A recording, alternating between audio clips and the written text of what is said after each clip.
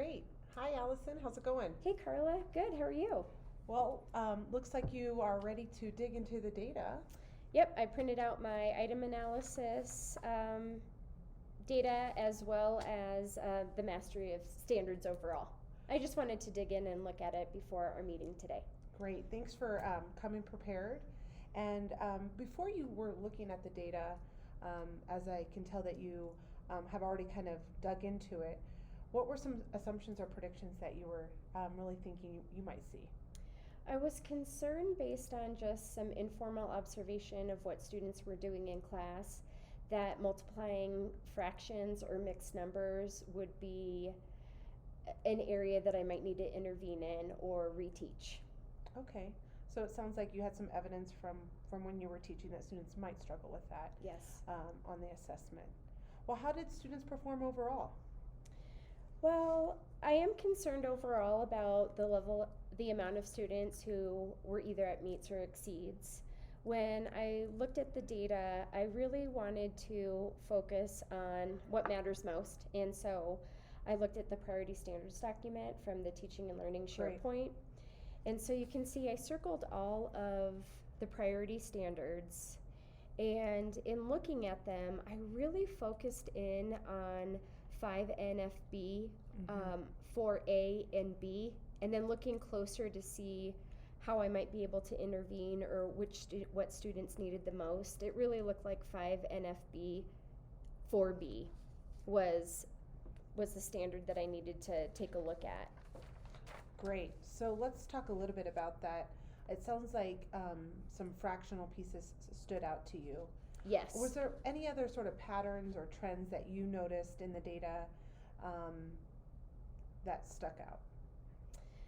Well, when I was looking at the item analysis, Okay. I looked at the individual questions, and part of the standard is finding the area of a rectangle, again with a fractional length, so with a mixed number.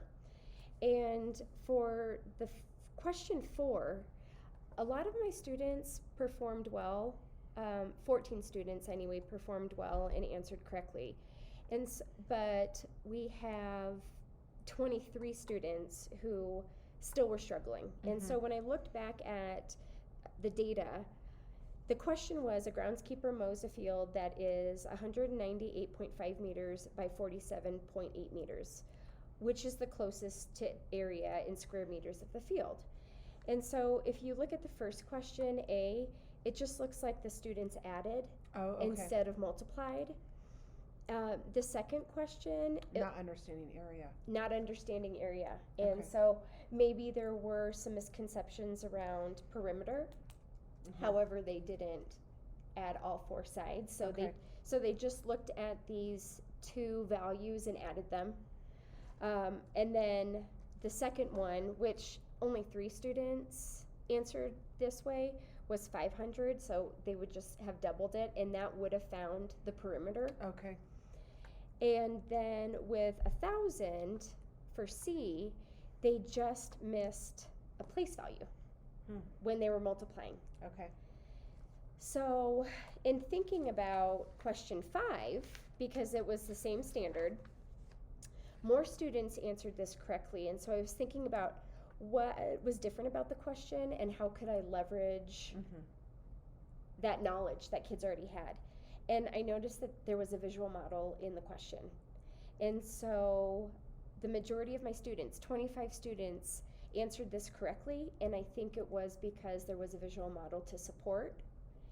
And it was a total of 3/4 of a 5th grade class finished their work before recess. Exactly 3/4 of the students who finished before recess did so in 15 minutes or less, as shown by the model below. And it was also shaded, which gave them another kind of identifier.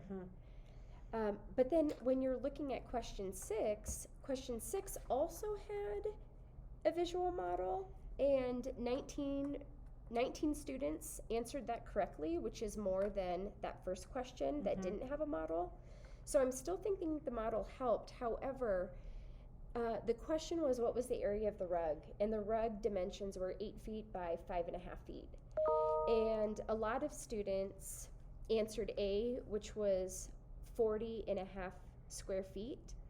And so what they did was they multiplied the 8 by 5, got 40, and then tacked on the half. Okay. Not realizing that they needed to multiply that 1/2. So it sounds like two things were happening. One being that the visual models were really supportive of students, and when there's a visual model present, students perform better. Yes. And then the other is that there was some maybe misconceptions around multiplying. Mixed numbers or fractional Okay. pieces. Yes. Great. Yes. So, thank you for having the item analysis prepared. Can you talk a little bit about why you identified questions 4, 5, and 6 on here? So it's really great that the standards are represented underneath the question. And when I went back to look at the standard mastery, I identified 5 NFB 4B as being the standard that I really wanted to dig in and look at the questions, look at the answers, and kind of figure out what the misconceptions that we talked about might be. So then, with a 20 or so question test, I really needed to narrow my focus. I chose that standard, it's a priority, and then looked at those 3 questions specifically. Great. So thinking about that standard and your observations you made about the visual models and the misconceptions, what are you thinking about for the reteach? Well, I've identified students that were performing the lowest. You can just hover over the proficiency band for the standards mastery report. And so I identified 5 students that I might want to intervene in whole group. Small group? Small group, Okay. sorry. And then thinking about going back to question 4, like half of my class didn't get that. And Okay. so that would be a really great opportunity, I think, to reteach for the whole class, specifically on how we might use a visual model when visual models are not represented in the question. Okay. Let's talk about the progression of that. So, Sure. What might that look like for your whole class? So if we reteach question number 4, and thinking about how you might support students with that visual model, what might that look like? Sure. Well, I think because half of my class didn't really demonstrate understanding of that question, I think I would go back and do some reteaching using similar values but not the same. Okay. And utilize a think aloud during that reteach so that I could show them how I would go through those steps of creating a field, identifying the length and the width, and then showing how I'm multiplying. Okay. I also think because one of the misconceptions was perimeter, that I would also go through that same reteach utilizing the same picture and values and show what the perimeter would be. Okay. And so we can look at the area around the field and how that's different from the actual surface area of the field. So it sounds like the reteach is going to be some explicit modeling with some think aloud around the difference between area and perimeter, as well as supporting students with a visual model around multiplying mixed numbers. Yes, and I think we'll be able to shore up some misconceptions for the students, utilizing the visual model and then really calling out what is perimeter and what is area. Great. So let's talk about the small group for a second. Sure. So it sounds like there are a few students that might need something in addition to, you've identified that these 5 students missed all 3 questions under this priority standard. What do you think they might need in addition to the whole group reteach? Well, I think I really need to go back and even bring in some manipulatives for these students. Okay. I think the students really need to build the model, do some hands-on work with, actually putting the base 10 pieces and building this, and then deconstructing it so they can really see what surface area is. I also think that I need to go back and look at unit fractions. Okay. Because they also missed the question 6, where they had to multiply fractions. Okay. And it was apparent that that was a hole Mm-hmm. in their understanding.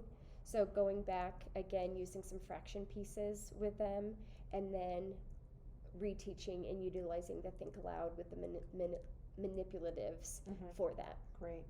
So I know you need to get back to class, but one last question in terms of the small group. Mm-hmm. Thinking about when might this happen? So thinking about your structured math class. Right. When might that small group happen? I've thought about two options. Okay. Thinking about after our 20 minutes of number corner, I could pull them to reteach and front load. Mm-hmm. But also, I have workplaces this week in my class. And so, as students are engaged in the workplace games, which are differentiated based on need, I could pull that small group to go over the unit fractions, building the models. And so, I would meet with that group 2 or 3 times this week. Okay. And then I've designed a little formative assessment um, for the whole group reteach as well as my small group, so that that can just give me some data to think about what my next steps might be after that. Great. Well, thank you for meeting. It sounds like you have a focus for the whole group and the small group, and you've identified that priority standard that you're going to be reteaching. So